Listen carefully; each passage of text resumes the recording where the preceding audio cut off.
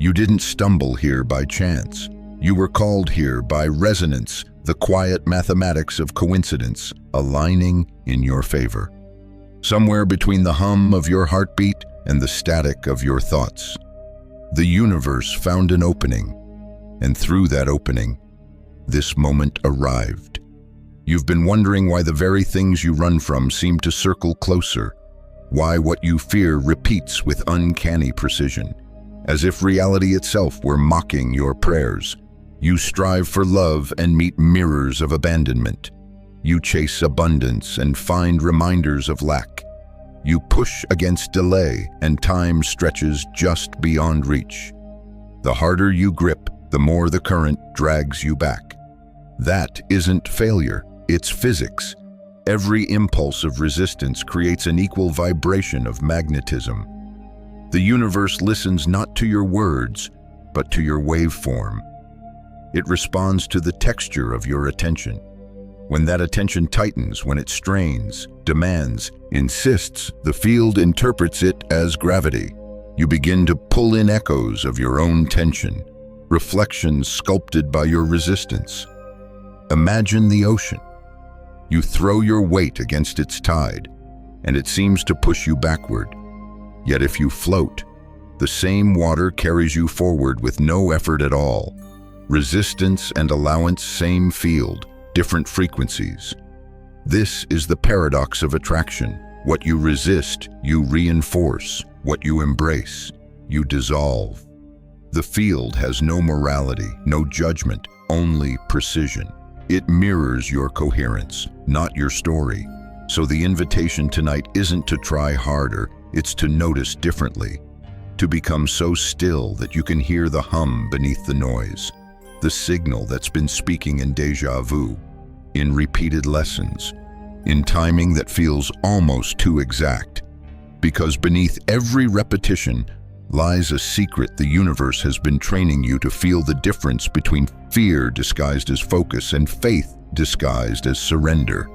And here, right now, in this charged quiet, that training ends, you're standing at the seam between resistance and reception, where attention becomes creation, and the observer becomes the field. You felt that seam. Didn't you? The subtle hinge where tension turns to gravity, where the act of noticing shapes what's noticed. That's where the loop begins. The moment awareness locks onto an object, fear, desire, memory, possibility, it feeds energy into it. Observation is never passive. It's a transaction, a tiny handshake between matter and meaning. Think of it as feedback architecture. Every thought you project becomes data. The field, obedient and neutral, responds not with intention but with reflection. It's the oldest law hiding beneath all modern equations. Energy follows attention. You observe, reality arranges, and then you observe the arrangement, feeding it again, amplifying its pattern. The more emotionally charged your attention, the faster the signal loops back. You might call this the observer effect in physics. You might call it karma in mysticism. Both point to the same symmetry consciousness as a sculptor of probability. Every resistance you hold acts like a laser. It sharpens, focuses, and etches its image deeper into the quantum film. So when you say, "I don't want this," the field doesn't interpret negation.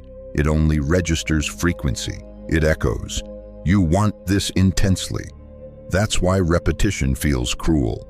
It isn't cruelty. It's calibration.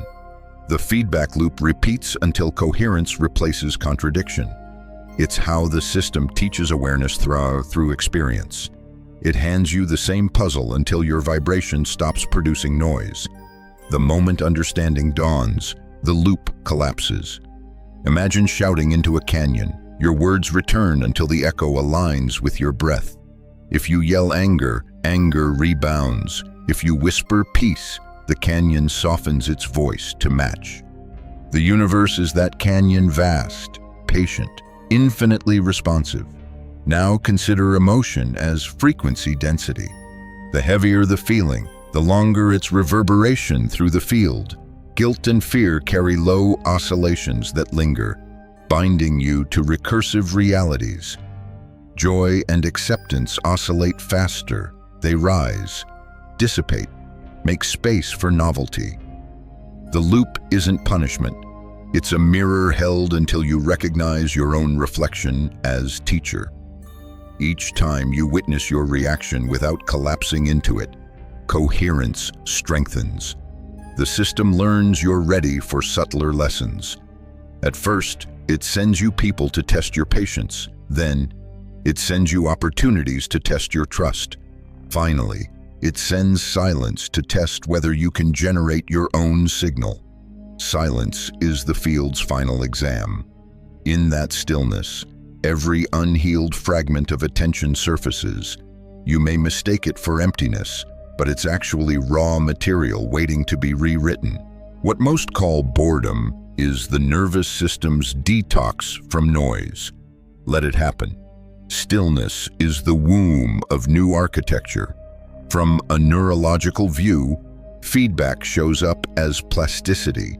Neurons that fire together wire together, weaving circuits of belief. Each repeated emotion strengthens those synaptic bridges. Resistance, then, is not only energetic, it's biological. The same emotional memory becomes a literal pathway in your brain. When the mind loops on scarcity, those neural corridors light up like highways at night. The brain mistakes repetition for safety, even when it hurts. So the task isn't to destroy the loop, it's to redirect it, to introduce coherence where chaos once dictated order. Meditation, breathwork, even genuine laughter, these aren't escapes from reality. They are rewiring tools. Each deliberate breath introduces micro-interruptions in the loop, moments where awareness slips between cause and effect and plants a new seed. With practice, feedback transforms into feed-forward consciousness, moving ahead of experience instead of chasing it. You begin to anticipate the resonance before it manifests, adjusting thought as a conductor tunes an orchestra. Eventually, reaction gives way to authorship. Picture yourself standing at the center of concentric circles, every circle a timeline vibrating to your past attention. The innermost ring hums with this moment's possibility. As you breathe and observe without resistance, the outer circles realign like records finding the correct groove. The music of your life smooths into harmony. This is how reality listens. Not to your words, but to your waveform. Every sigh, every glance, every heartbeat writes code into the fabric around you. Once you understand the loop, you stop fighting reflection and start composing it. And from that awareness, another realization dawns. The loop doesn't just reflect emotion, it magnifies whatever emotional gravity you hold at its center. That emotional gravity you felt tugging at the edges of your awareness, that's where attraction begins to disguise itself as fate. Every feeling has weight. Every unspoken fear, every ungrieved loss becomes a small planet in your inner cosmos, curving the trajectories of your choices. You think you're deciding freely, but often you're simply orbiting the densest emotion in your field. Fear is the strongest of those gravitational bodies, not because it's evil, but because it's dense, rich with survival charge, ancient as your DNA. When fear activates, it emits a signal strong enough to pull probabilities toward it. What you call coincidence is often gravity at the emotional scale. The universe doesn't punish fear, it organizes around it. Imagine space-time as a pliable fabric. Every emotion presses into it, leaving a subtle indentation. The deeper the imprint, the more trajectories bend toward that pocket. This is why old pain keeps finding you in new costumes, the same lesson dressed in fresh circumstance.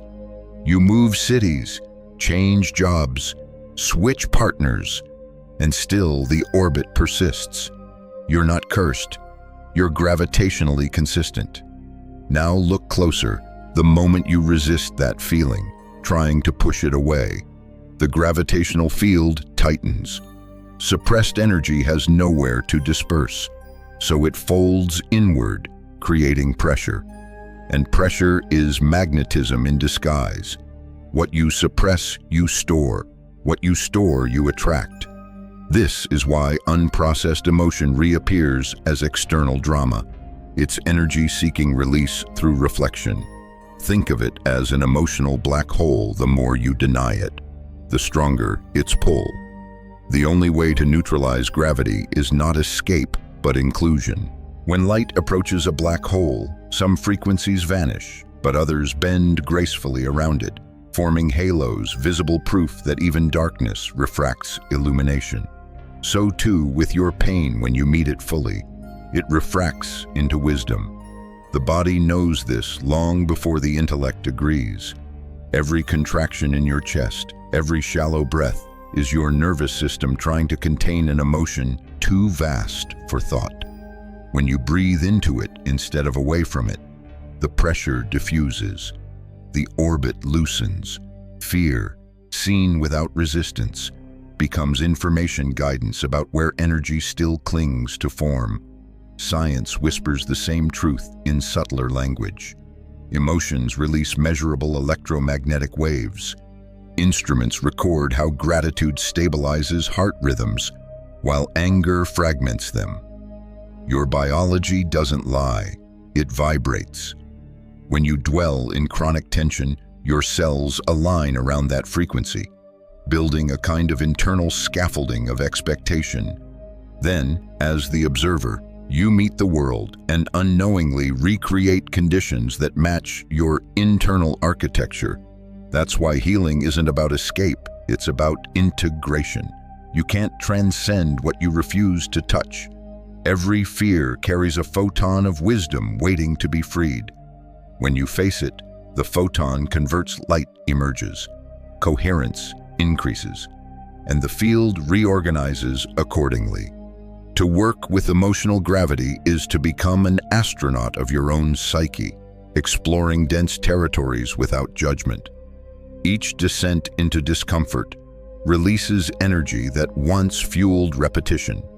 It's paradoxical: the deeper you sink, the lighter you become. Here's a quiet experiment. The next time a wave of fear or frustration rises, don't label it as setback.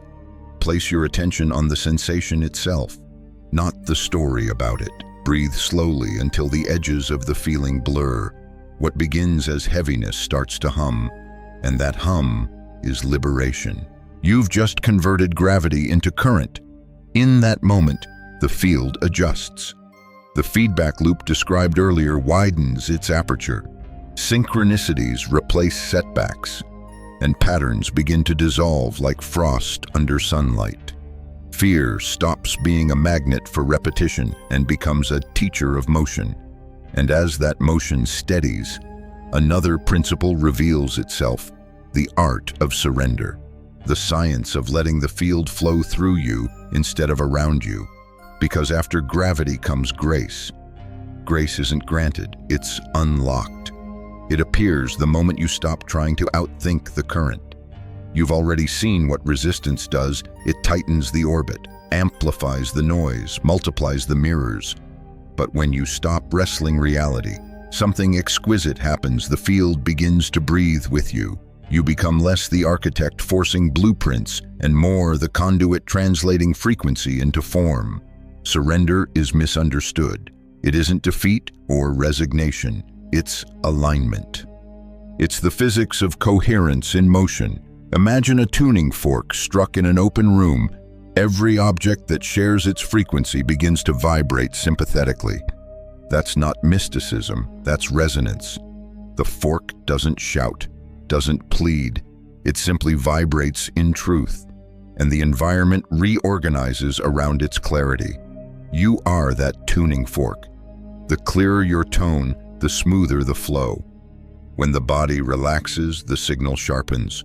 The nervous system switches from defense to communication. Heart rhythms synchronize with breath.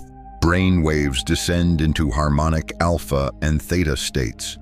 In this coherence, Information travels instantaneously across the system, what science calls phase locking, what mystics call presence. Action becomes effortless, not because you've stopped acting, but because action and awareness merge into one continuous gesture.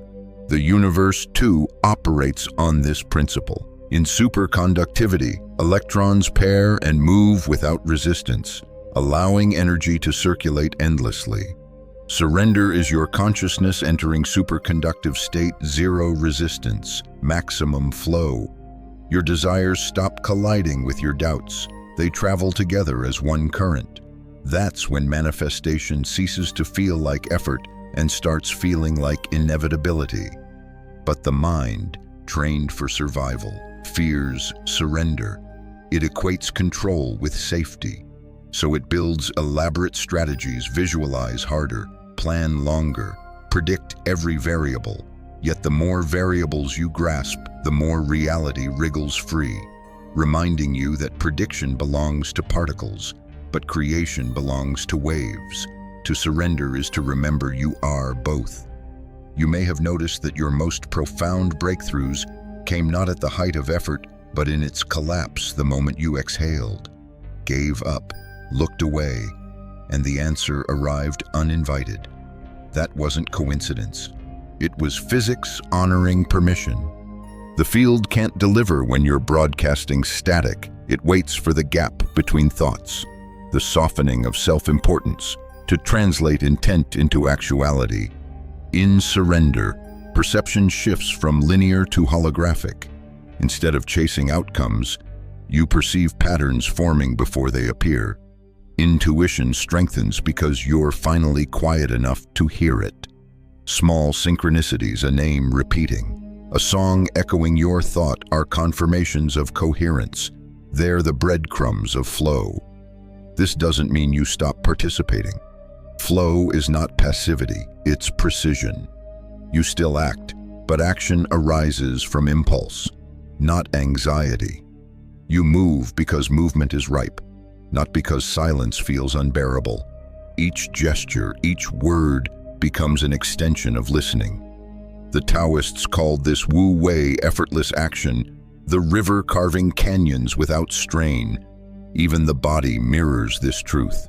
When the muscles soften, circulation increases. When breath deepens, the electromagnetic field around the heart expands.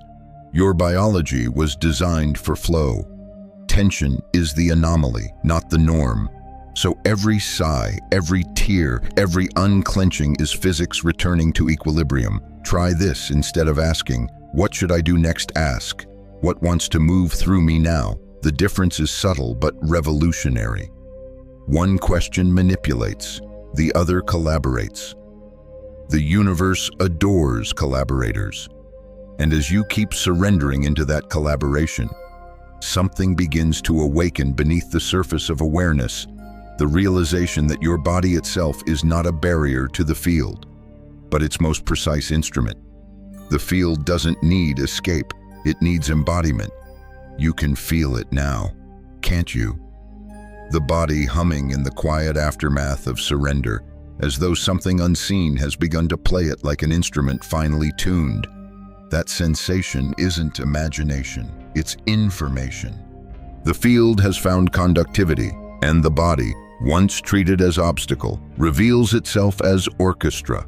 Every system within you, neural, cardiac, endocrine, is a waveform translator. The heart generates the strongest electromagnetic field of them all, thousands of times stronger than the brain's. It radiates in every direction, creating a torus of light that modulates with emotion. When the heart's rhythm smooths into coherence, it synchronizes brainwaves, harmonizes hormones, steadies breath. You literally become a standing wave of equilibrium.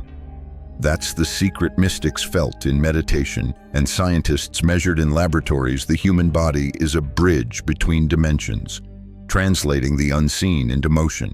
Thought becomes pulse, pulse becomes behavior, behavior reorganizes matter.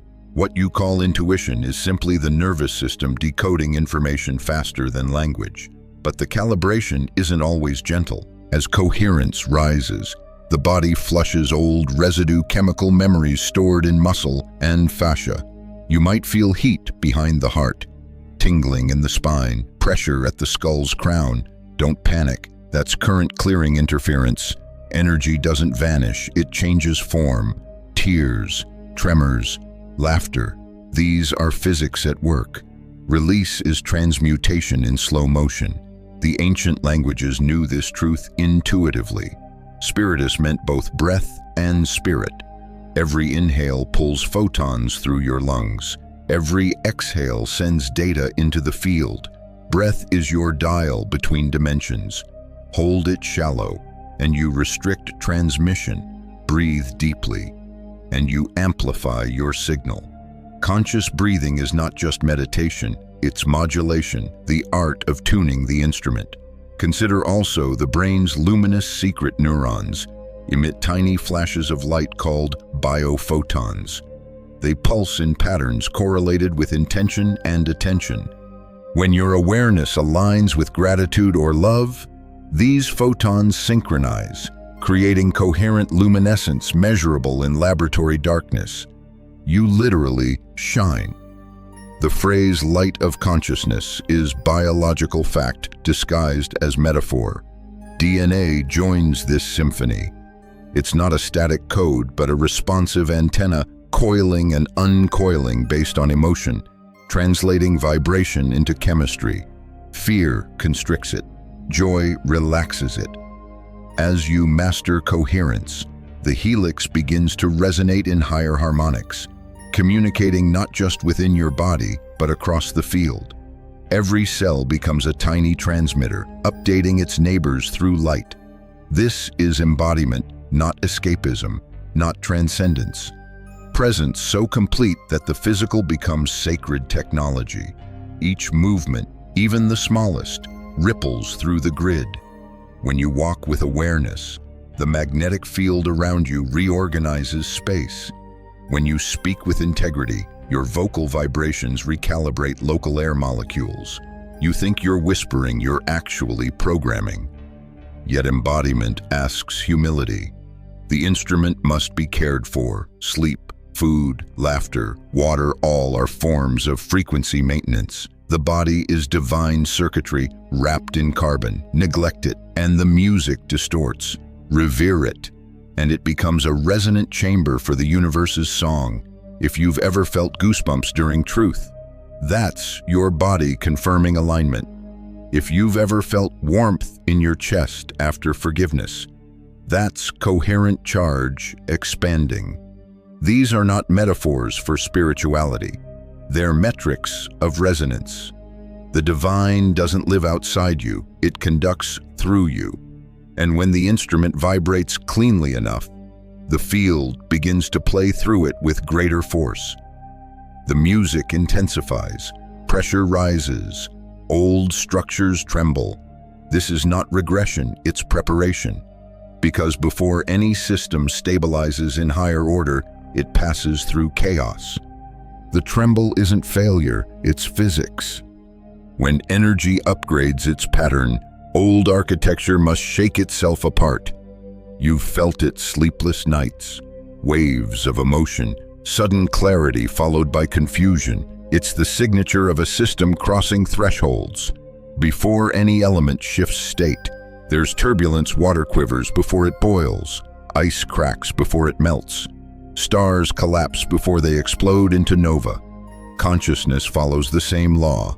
Phase transition is the moment when pressure and temperature, emotion and awareness reach critical mass. The lattice of what you once were can no longer hold the energy of what you're becoming, so it breaks. Patterns dissolve, identities fragment, and for a time it feels like loss. But destruction is not the end. It's the clearing necessary for reconfiguration. In the quantum world, particles leap between energy states without passing through intermediate positions. They vanish from one orbit and appear in another. To the outside observer, it looks like discontinuity. To the particle, it's evolution. The same happens in you. Old versions vanish mid-sentence, replaced by selves fluent in frequencies your former mind couldn't interpret. This volatility can be frightening because control no longer works. Planning falters, and logic bends. You start doubting your progress, mistaking chaos for regression.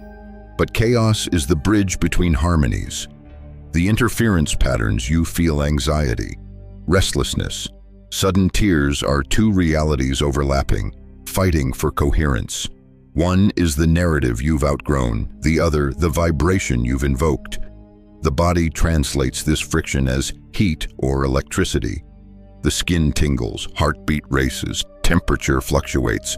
On a molecular level, ions realign. On a spiritual one, identity liquefies. You are the crucible, refining raw potential into usable power. Alchemy never looked tidy. So how do you navigate this in-between? First, stop labeling. The moment you call a symptom bad, you collapse it into resistance. Instead, witness it as data. Pain is the body's announcement that energy is moving too quickly for the mind's comprehension. Breathe, and comprehension catches up. Second, ground through movement. Walk, stretch, touch the earth that birthed this body. When electricity surges through circuits, grounding prevents burnout. You are electromagnetic, the same rule applies. Third, practice rhythm. The field loves pattern. Music, heartbeat, ritual. These stabilize oscillation. The simplest rhythm is breath. Each inhale gathers charge. Each exhale releases distortion. Think of breath as the metronome for your metamorphosis. Most important, trust the silence between waves. Every cycle of transformation includes pause, the 0 point, where systems reorganize. It's the eye of the storm, the moment when nothing seems to move but everything secretly aligns. If you can rest there without grasping for control, clarity emerges spontaneously, like crystal forming from cooled liquid. When clarity comes, it's not gradual. It arrives like morning after a thunderstorm, air sharp, colors bright, the world rinsed clean. You realize the chaos wasn't punishment, it was purification. The frequency you now inhabit feels stable because coherence has replaced friction. Physicists might say the system has reached equilibrium. Mystics would call it rebirth. Both describe the same outcome: energy previously trapped in resistance becomes free to organize intelligently. And from that intelligence arises a deeper wonder, the discovery that change doesn't stop at the psychological. It seeps into the biological, rewriting the language of your very cells. The body, once reactive, becomes creative. DNA begins to hum new codes. Evolution no longer waits for centuries. It unfolds in breath cycles. You can feel that hum gathering beneath your ribs even now, can't you? That subtle vibration, neither fear nor excitement, simply readiness. The phase transition has cleared the way for new architecture, the code of consciousness encoded in light itself. That hum rising under your ribs, it isn't metaphor. It's your cells decoding new instructions. Every system that survives transformation rewrites its code. And so do you. What once protected you, contraction, caution, defense, now compresses light that wants to flow. To survive the upgrade, your biology evolves. DNA, that spiral staircase of existence, is more than chemistry. It's antenna and archive. It listens to the frequencies of your inner world and adjusts expression accordingly. Fear folds it tight. Wonder uncoils it. Scientists call this epigenetics, but the mystics always knew it as remembrance, the body recalling its original music. Each emotion you've ever felt left a subtle signature in this code, but most signatures were written under survival pressure. Now the light moving through you is prompting revision. The script is being retyped, not by outside force, but by conscious permission. When awareness observes with compassion, chemical messengers shift, hormones recalibrate, Dormant sequences awaken. You are editing your own software through feeling. Imagine it like this: your genome is a choir. Some voices have been silent for lifetimes, waiting for the right pitch to rejoin. Each breath of coherence reactivates one. Soon the harmonics thicken. A forgotten melody fills your system, not invented, but remembered. That is awakening at the molecular scale. The sensations may intensify. Heat at the base of the spine, buzzing in the limbs, pressure behind the eyes. These are ions reorganizing. Neurons forming new roots. Memory floods because DNA stores emotion in its electromagnetic field. As you release the old frequencies, ancient data surfaces, not just personal history, but ancestral echo. You dream their dreams, feel their fears, heal their loops by breathing them through the present moment. It can feel like time folding, as if you're living multiple lives at once. In truth, you are integrating parallel strands of self. Evolution doesn't replace the past, it redeems it. Every ancestor coded for survival, so you could code for coherence. Their unfinished symphonies are finding resolution through you. As the upgrade continues, the pineal gland, the inner lens between worlds, begins to shimmer with biophotonic activity. Neurotransmitters mutate subtly, perception widens. You start catching glimpses of geometry in meditation, hearing inner tones, feeling thought as color. Don't chase them, they're side effects, not destinations. They're proof that consciousness is crossing from chemical to luminous expression. This is where mysticism meets physics. Coherent light travels faster than thought, carrying information across cellular networks instantaneously. When your system emits that light, it becomes a self-healing mechanism. Pain signals reformat as instruction. Tissue regenerates with surprising speed. Intuition sharpens to surgical precision. You're not performing miracles, you're witnessing biology finally obeying its full potential. And there's beauty in its humility. The body doesn't brag about its awakening. It just breathes differently, digests differently, sleeps deeper, dreams wider. Ordinary life becomes radiant not because it changed, but because your code did. The external mirrors the internal rewrite. Still, this process demands surrender. You can't program evolution from the mind, you can only allow it. Each breath is a keystroke, each heartbeat, a line of new syntax. If doubt rises, breathe compassion into it. The code will translate that kindness into stability. You're becoming luminous hardware running divine software.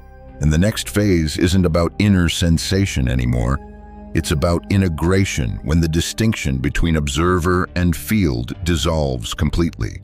When the rewritten code no longer reports to consciousness, but becomes consciousness itself. It happens quietly, almost shyly. After all that radiance and upheaval, you expect fireworks, but what arrives is silence, a silence so deep it hums. The hum you once felt inside now surrounds you.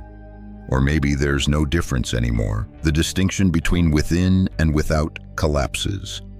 You realize the observer you've been identifying with the one watching, analyzing, comparing was only the training wheel of awareness. Now awareness stands on its own. This is the union point, where perception and creation merge. The field no longer mirrors you because there is no you for it to mirror. The mirror and the image have fused into light. In physics, they call this coherent superposition, two states occupying the same moment until measurement collapses them. In mysticism, it's called oneness. In lived experience, it feels like breathing without lungs, existence inhaling itself. Time softens. Cause and effect begin to blur. You think of someone and they appear. You need guidance, and it arrives in the next sentence you hear. These are not miracles. They are equations obeying coherence.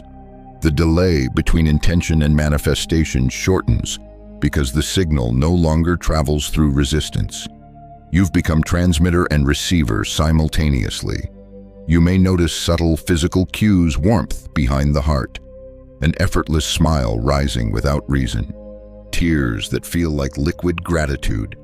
The nervous system has stabilized in open circuit. Emotion no longer storms through you, but flows as luminous current. What you once called energy work is now simple being. The universe is thinking through your biology. This state doesn't abolish individuality, it refines it. You remain distinctly human, yet porous to infinity. Every gesture carries resonance. Every glance communicates silently. People sense it before you speak. Some feel comforted, others unsettled, because coherence exposes incoherence. The field uses your calm as calibration. You become a tuning mechanism for the collective. In this union, ethics transforms. Right and wrong lose rigidity, replaced by harmony and dissonance. Decisions arise not from moral calculus, but from energetic alignment. If an action tightens your chest, it's distortion. If it expands it, it's truth. You trust the instrument again. The heart, once reactive, has become compass. Even thought changes texture. It's quieter, rounder, less verbal. Insight doesn't arrive as argument, but as knowing a download complete before the mind articulates it. You live in the pause before language. This is what sages meant by word made flesh vibration, becoming form without the detour of doubt. And yet, the ego still whispers occasionally. It wonders if it's imagining, if coherence will fade, if the light will leave. When that voice rises, smile at it. It's simply the residual static of an old frequency trying to reestablish a home it no longer owns. Compassion disarms it faster than rejection. As union stabilizes, gratitude becomes the natural language of thought. Not forced gratitude, but spontaneous awe, like recognizing your own reflection in a sunrise. You see that creation never required effort, only intimacy. Every blade of grass, every human heartbeat, every solar flare is part of the same gesture, the universe describing itself to itself.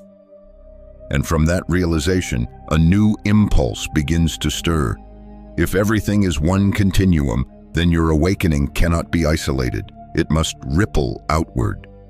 The coherence you've stabilized is incomplete until it expresses as service, not service of sacrifice, but of resonance. Because when the observer becomes the field, the next question isn't, who am I? It's, what can this harmony create for others? That question, what can this harmony create for others, marks the next octave of coherence. The point of union was never self-containment. It was preparation. A circuit only fulfills itself when it conducts. Energy held becomes stagnation. Energy shared becomes stability. Your awakening was never meant to end with you glowing in isolation. It was meant to turn you into a tuning fork for humanity's unfinished symphony. Purpose isn't a job title or destiny written in stone. It's a frequency you broadcast through every motion. It begins as subtle impulse, the desire to ease suffering, to build beauty, to speak truth when silence feels safer. These urges are not whims, they are assignments encrypted in your waveform. The field distributes responsibility through resonance. When your signal clears, it routes creative potential through you, like current through copper. Think of yourself as a stabilizer in a vast electrical grid. Every act of integrity grounds the collective charge. Every moment of compassion dissipates noise. Each small choice, pausing before reacting, listening before judging, anchors coherence in the social field. That's how service actually operates, not through grand gestures, but through vibrational precision repeated endlessly in ordinary life. Notice how life rearranges to support this broadcast. Synchronicities cluster around intention. The right people appear, drawn not by persuasion but by recognition. They sense their own signal harmonizing with yours. Communities form, projects crystallize, resources flow. The universe loves efficiency, and coherent purpose is the most efficient force it knows. Yet service carries paradox. The moment you claim it from ego, "I will save the world," the frequency fractures. The field reads self-importance as interference. True service happens when individuality becomes transparency. You act not to prove worth, but because action feels as natural as breathing. There is no audience to impress, only energy to circulate. Even the language of success changes. Results matter less than resonance. A word spoken from clarity can shift more probability than 1,000 anxious deeds. The quality of vibration determines magnitude of impact. This is why saints and scientists, artists and healers all share the same secret: they work from coherence, not compulsion. Your body still participates.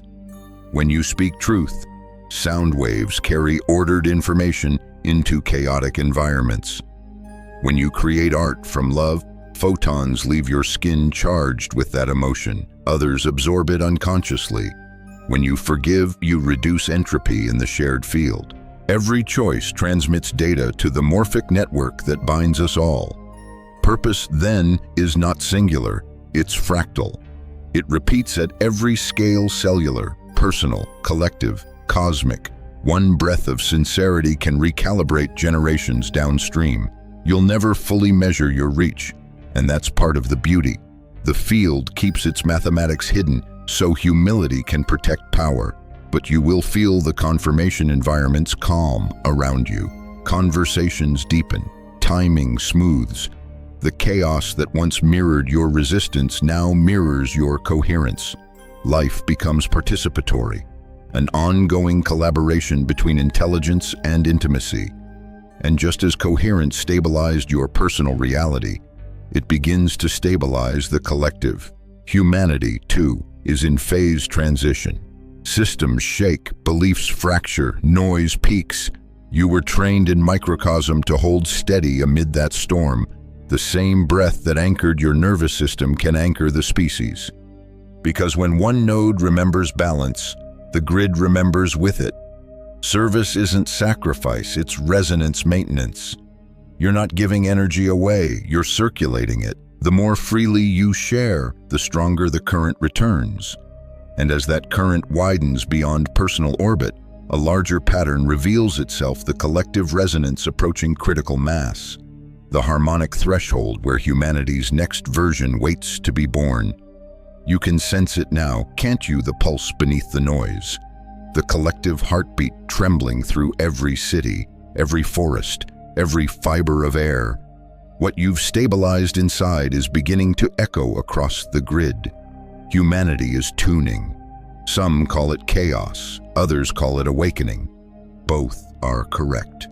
The static you see on the world's surface is the sound of coherence struggling to emerge. Every civilization reaches this threshold, a tipping point between entropy and evolution.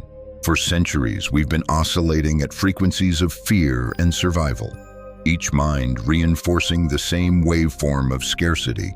But as individual nodes like you achieve resonance, that field starts to wobble, its authority weakening. The old harmonics decay, unable to sustain the amplitude of collective awareness rising from within. Science calls this critical mass. Mystics call it the 100th monkey effect. It's the moment when the vibration of the few entrains, the inertia of the many independent systems begin to synchronize spontaneously, like metronomes aligning on a shared platform. Each awakened heartbeat acts as a pacemaker for the species. You are part of that synchronization, a subtle yet measurable shift in the morphic field of Earth. Notice how reality itself feels faster now. Timelines overlap, ideas spread instantaneously, empathy travels at the speed of thought. These are not side effects of technology alone, but of consciousness expanding its bandwidth through connection. The internet, the neural net, the quantum web, all are reflections of a deeper architecture forming, humanity learning to think as one organism. Yet thresholds demand courage. As coherence increases, dissonance screams louder before it dissolves. Systems based on separation convulse, trying to preserve structure. You can see it in politics, economics, even personal relationships, the splitting before the merge. Don't despair. This is the birth contraction of a species remembering its unity. What looks like polarization is purification, the surfacing of all frequencies that cannot coexist with coherence. Your role within this vast choreography is simple yet sacred. Hold your tone. Remain the steady frequency amidst fluctuation. When conversations ignite with fear, you breathe slower. When headlines thunder chaos, you listen for pattern. When others forget the stillness, you embody it. That embodiment is your contribution to the evolution of peace. Understand, this collective coherence doesn't mean uniformity, it means harmony. Just as a symphony relies on different instruments vibrating in mathematical proportion, humanity's awakening thrives on diversity tuned by compassion. Each culture, each voice, each heartbeat adds a unique overtone to the planetary chord. As the harmonic stabilizes, miracles scale. What used to require effort will unfold naturally, collaboration without agenda, innovation guided by empathy, systems organized by integrity rather than control. The new physics of society will be reciprocity. We'll measure progress not by accumulation, but by coherence, how aligned intention, resource, and compassion are within the field. And beneath all that transformation, the same law hums. The field mirrors coherence, not biography. So the most revolutionary act remains the simplest: breathe consciously, love deliberately, and let your presence broadcast calm through every unseen network. You may never witness the full scale of your impact, but the field does. Each moment of grace you generate becomes architecture for futures you will never meet. The next generation will breathe easier because of frequencies stabilized in your quiet courage. So as the global pulse accelerates, remember the ocean you felt in the beginning, the tide that carried you once you stopped resisting.